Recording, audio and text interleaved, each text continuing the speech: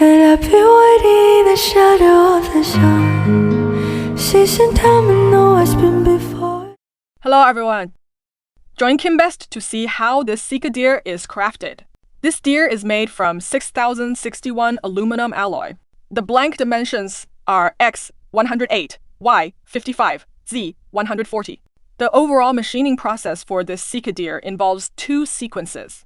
The Sika deer part itself isn't overly complex. The key area to watch is the antlers, which are challenging to machine. Slight inattention can cause tool vibration. Vibration may lead to the antlers breaking during machining. We'll cover how we handle the antlers later in the video. For the first sequence, we use standard clamping. Note that after completing the overall shape, we make a single pass here. This pass allows for precise measurement. The pink or blue XY pass, what's its purpose? It simplifies Z-axis height measurement later. This lets us measure the height and establish the Z-axis coordinate system. The first phase is completed this way.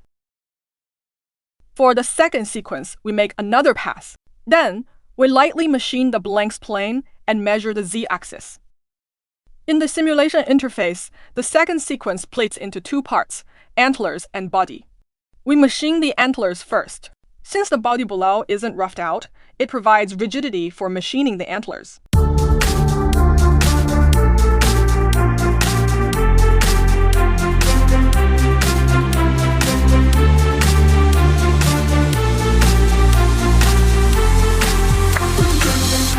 Dear friends, for the second sequence, we machine the body. We rough it out, then finish it.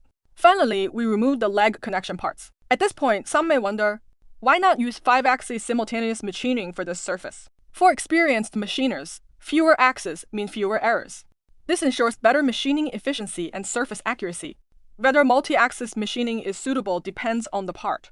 Lastly, we use a 6mm milling cutter to separate the legs. Then, a simple finishing program completes it. Let's watch the machining video.